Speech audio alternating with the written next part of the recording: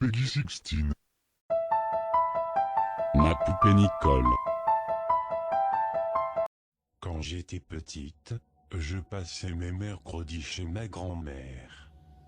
J'aimais par-dessus tout monter dans le grenier pour retrouver Nicole, une poupée magnifique.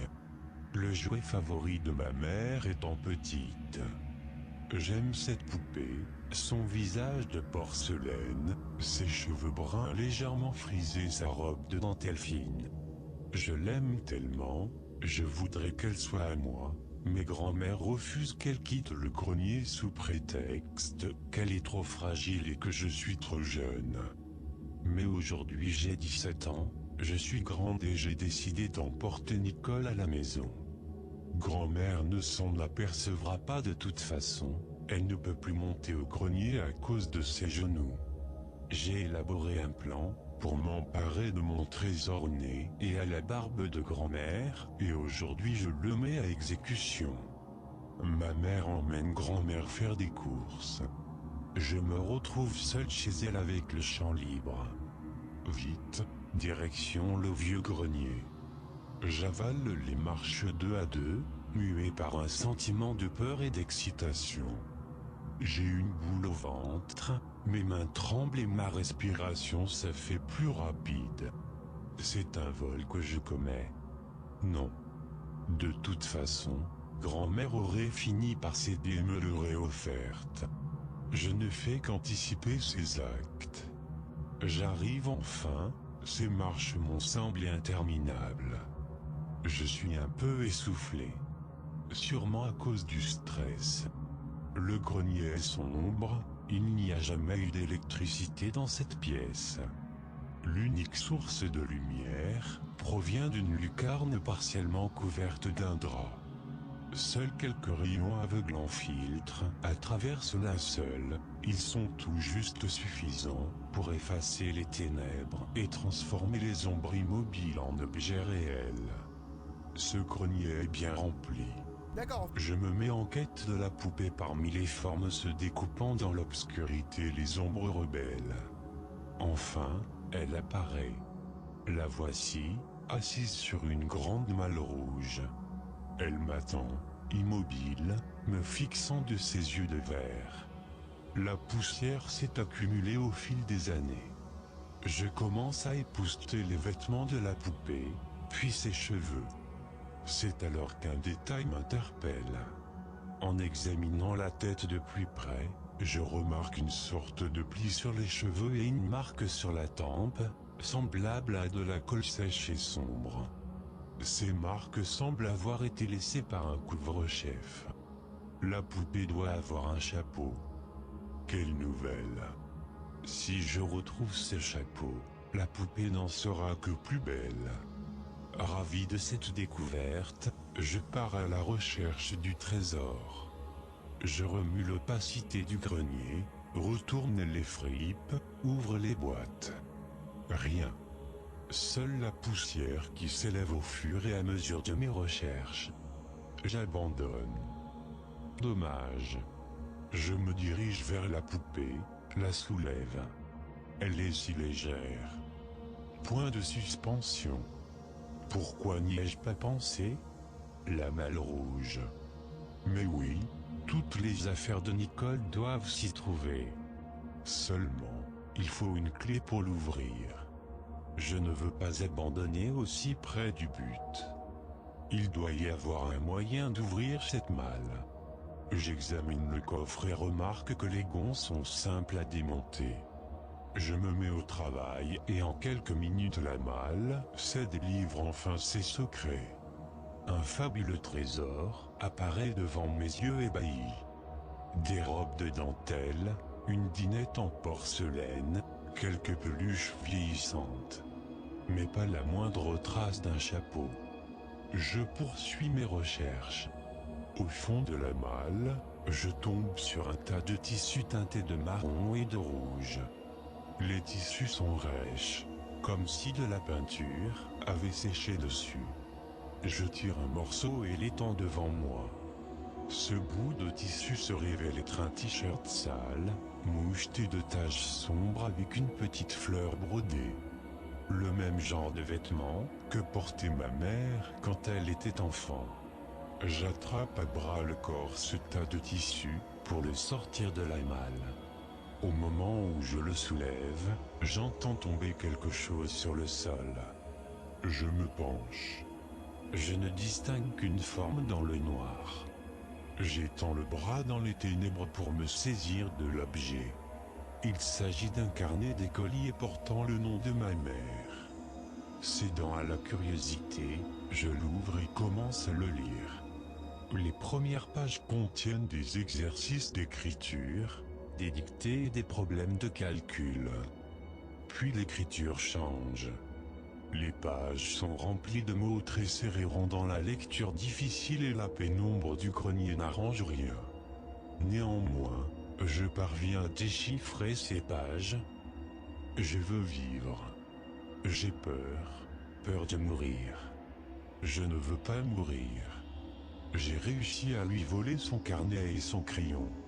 Je veux qu'on vienne me sauver. Je ne sais pas depuis combien de temps je suis enfermé ici. Il fait noir et j'ai peur. J'ai pourtant cru que ce n'était qu'un rêve au début. Je me souviens que je suis allé au lit, mais je me suis réveillé ici, dans le noir. Une femme vient me voir, elle me parle, elle a dit que maintenant j'étais ici, que ici, c'est ma maison. J'ai pleuré au début, je lui ai dit que je voulais rentrer chez moi, elle m'a frappé, elle m'a fait mal, très mal. J'ai pleuré en silence. J'ai obéi pour ne plus avoir mal. Quand elle n'était pas contente de moi, elle me faisait mal, elle plantait ses aiguilles dans mes bras et parfois dans mon cou. Une fois elle m'a frappé à la tête, elle a frappé fort. Je me suis réveillé plus tard dans le noir, seul. J'ai froid. Je veux ma maman. Elle a à manger des fois.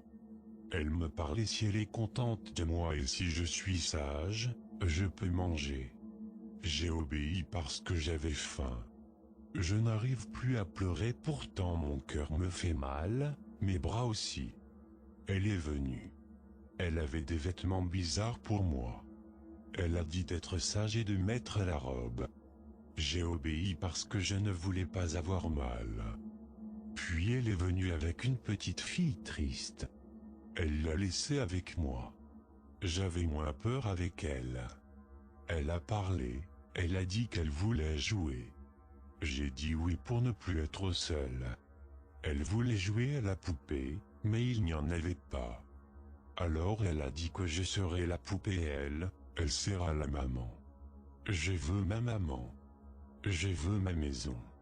J'ai accepté pour ne plus être seul dans le noir. On a joué longtemps, puis je me suis endormi.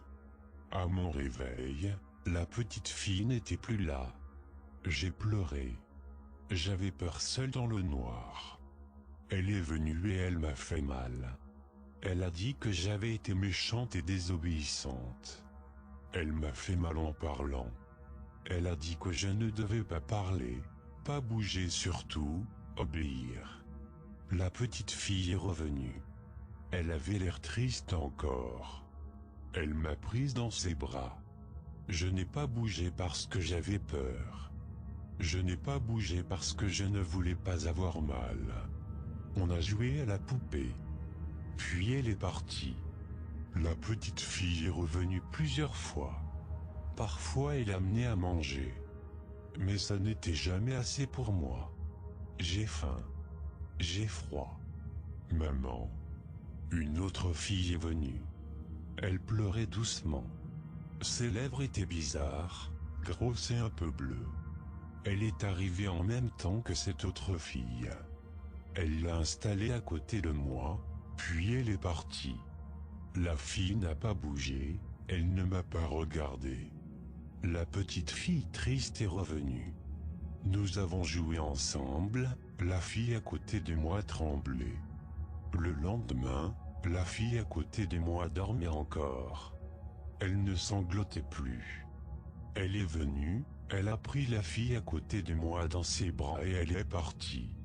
J'ai froid et j'ai très faim, et soif aussi. Je veux qu'on vienne me chercher. Je veux ma maison. La petite fille, elle avait l'air heureuse. On a joué, mais elle n'avait pas apporté à manger aujourd'hui. J'ai sommeil. Je n'arrive plus à pleurer. Je veux rentrer. Venez me chercher. Personne ne viendra me chercher. Le crayon est de plus en plus petit, j'ai mal aux doigts. Ma robe ne me tient pas chaud. Quand la petite fille vient, on joue. Mais je n'entends plus quand elle parle. Je la vois à peine. Elle n'apporte plus à manger. Je suis triste. Mes yeux me brûlent, ils sont secs, je ne pleure pas, je ne peux plus. Mes oreilles bourdonnent. On joue. J'entends sa voix, elle m'appelle. Nicole, Nicole. Ce n'est pas mon nom. Nicole, Nicole. C'est moi? Nicole, Nicole. Tais-toi. Nicole, Nicole. Oui. Nicole, Nicole. Je suis Nicole. Nicole, Nicole. Je suis ta poupée. Nicole, Nicole. Je suis. Horrifié par cette lecture, je regarde la poupée. Je veux en être sûr. J'arrache le drap miteux de la lucarne et approche la poupée de la lumière. Je lui retire sa robe et relève ses cheveux. À ce moment, un frisson d'horreur et de dégoût me parcourt l'échine. La belle peau blanche n'est pas de porcelaine mais d'os. Les magnifiques yeux de verre ont perdu leur éclat. Ils sont maintenant vides et me fixent dans une ultime supplication. Ce n'est plus un joli visage que je contemple, mais un crâne humain serti de peau. Sous la robe, au niveau de l'abdomen, apparaissent des restes d'organes momifiés par le temps. Les marques sur sa tête et sa tempe ne proviennent pas d'un chapeau, mais du coup qu'elle a reçu et qui lui a fait perdre connaissance. Je me relève brutalement et lâche la poupée. Je veux sortir d'ici. Je recule mais mon pied heurte quelque chose. Je tombe à la reverse. Ma main s'agrippe à ce qu'elle peut, la grande tenture qui recouvre le mur. Elle cède sous mon poids, découvrant des étagères. Des dizaines d'yeux se braquent sur moi, des sourires crispés, de la dentelle. Des poupées. Semblables à Nicole. Je ne puis retenir des larmes d'effroi et je vomis. Dans ma terreur, je n'ai pas entendu les pas feutrés de ma grand-mère, qui monte les escaliers. Tu peux liker d'un pouce ensanglanté, je te préviens t'abonner à cette chaîne te plongera dans un cauchemar sans fin, alors abonne-toi.